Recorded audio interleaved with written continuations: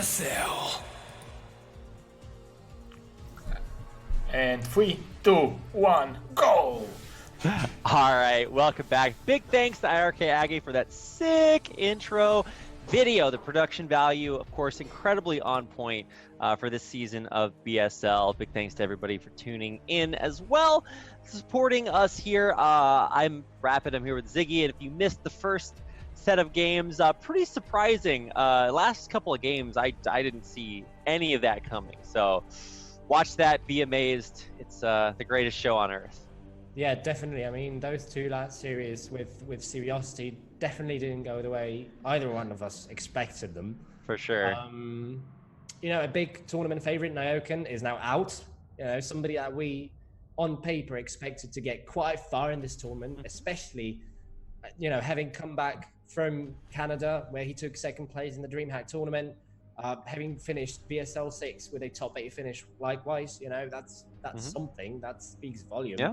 And I would definitely say that Nyoken was one of the people to get out of that group, you know, either in first or second place. Yeah. That wasn't the case. So Curiosity wins the Icarus Award. He has success. He flies, but he flies too close to the sun and then takes a nosedive there at the end. Yeah. So we finished Group A, and that means that we're moving on to Group B. And that means that we have to show you Group B so that you can see who's playing in it, and then we can talk about all of them. And I would say that Group B is maybe a little bit of a wild card. I don't know totally who to predict to advance out of this because it does feature players that you might be a little bit less familiar with, and overall less players that have advanced really deep on into the tournament. I would say Gosudark, the first player that we're going to get a chance to watch from Peru, is a player that is still developing. I think he can still get a lot better because obviously Peru is kind of the esports country for StarCraft 1 in South America. Peru and Chile, respectively, both so many good players. So this is where we get a chance to find out you know, how good they really are. We've already had Terror advance. Now let's see what else South America has to offer.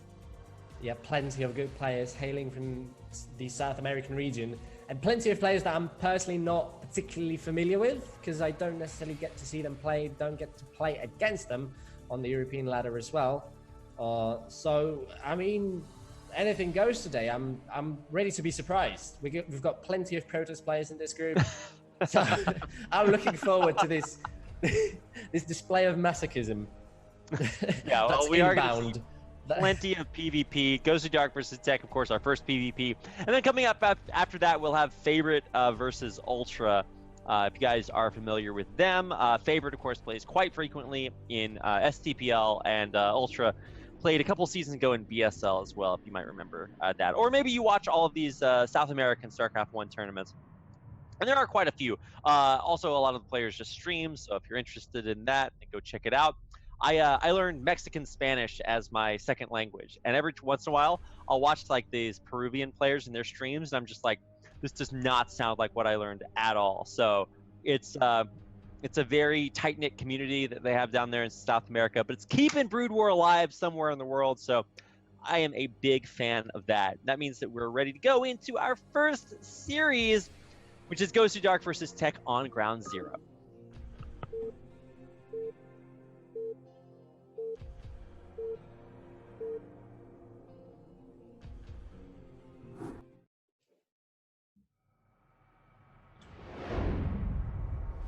And here we are. The map is Ground Zero, and in the upper right-hand corner, in the green, I always used to say playing for DM because I'm used to casting STPL, but he is on Team DM, but he is playing for himself in BSL. This is Tech.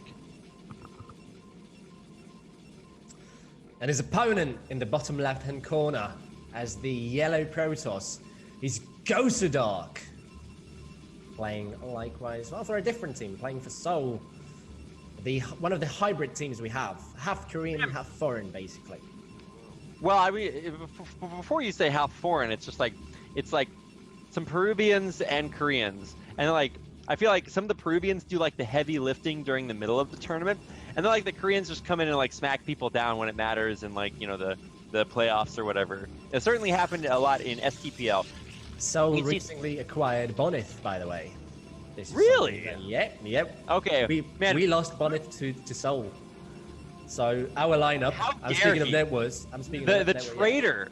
Man, Solar's like the New York Yankees of Brood War. They're just out there. Fujikura's like got his checkbook open and he's like, all right, name your price. We're gonna see Flash join Soul pretty soon. It's gonna be sick.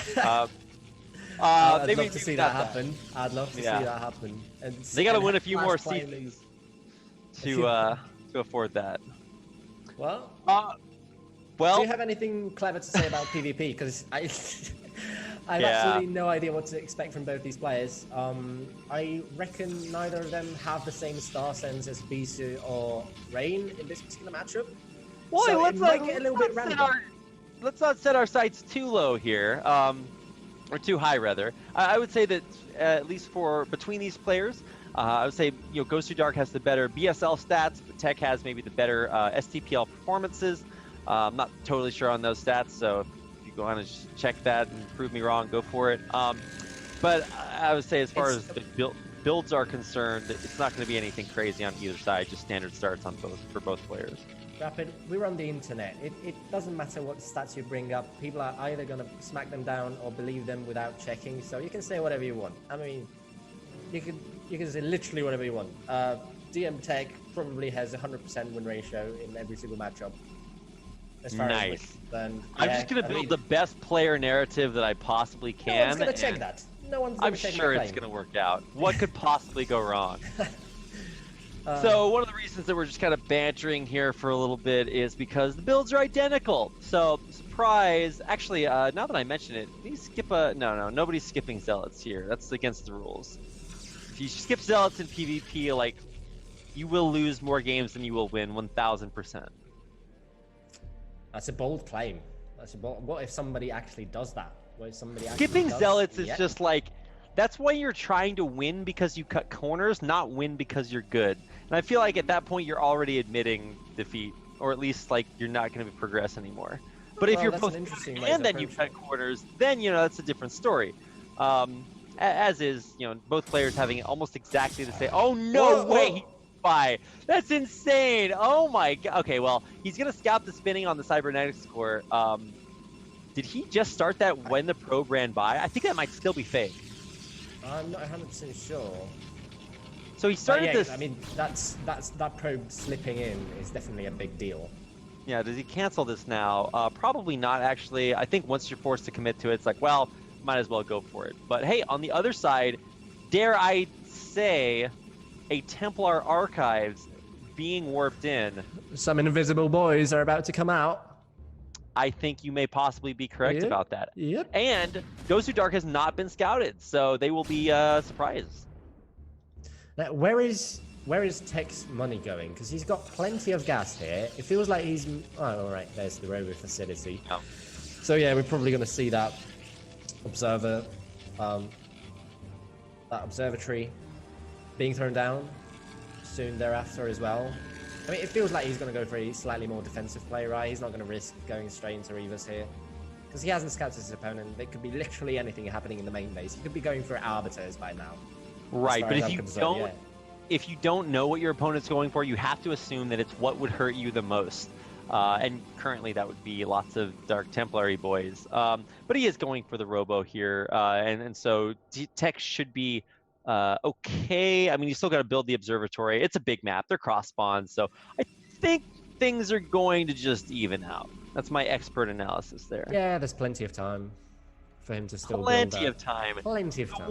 The wonders of cross position on this is actually a fantastically large map. I actually really underestimated this because I think previously, like, Circuit Breaker is probably one of our bigger maps. This isn't like the biggest of the big, but it's way wide open. Like, once you get out on the map from your natural, you just got a lot of nothing but lava. The floor is literally lava. Nothing but lava, yeah. Well, at least the map doesn't want to kill you, so that's good. It's not the kind of lava you get in StarCraft 2 campaign, No. right? Dude, Not that's that. the sickest mechanic. Where's my pro games that have lava rising up from the floor to cover the low Please ground? don't give people ideas. The things that have been happening nowadays in the map-making community. Blizzard Balance Anyway, Team, where is the next step in pro play? Environmental triggers, give it to me. Where's the observer? There's no yeah, observer where is just the yet. observer? He's gonna get this dark boy is gonna get a couple of kills. This invisible boy. Well, I mean, doing great job work, blocking the putting in ramp work, because it's yeah.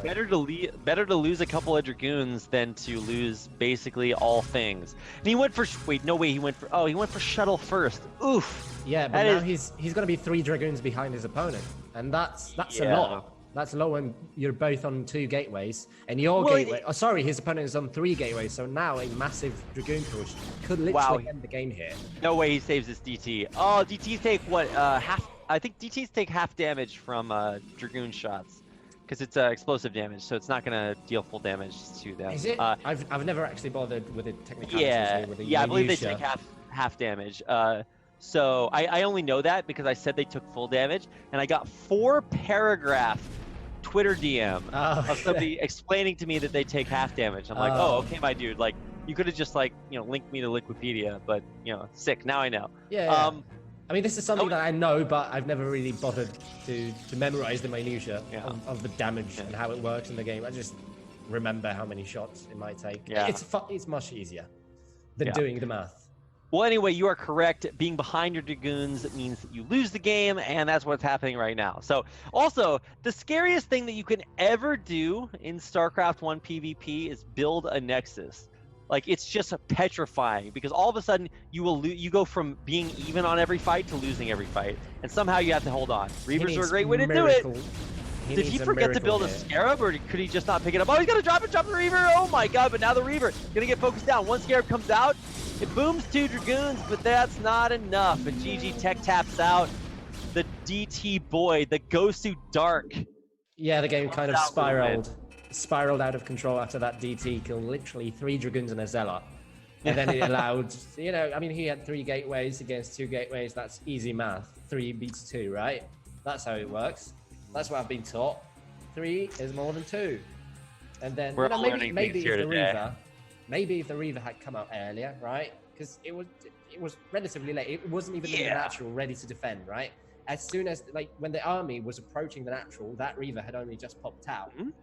So it feels like it just, even if it was there, it wasn't in position. So I love the post-game stats for me are super interesting because the structures and resources tabs are identical, but units are almost 50% advantage, 100% advantage. Yeah, doubling for Gosudark because he just got so much value off of that first DT. Really, really well played.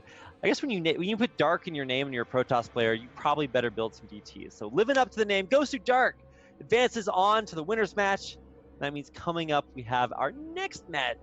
There we go. Our next match in Group B, which is going to be between Favorite and Ultra, if I'm not mistaken. So we're going to have a PvT. I'm a little baffled by the decision to go for a shuttle first, right, before the observer. When you've got an observatory and you literally don't know what's going on. You're literally in the dark. You need something, right, to confirm that you're indeed safe. So I'm not exactly sure why he made that decision to go for the shuttle first. But maybe. Yeah.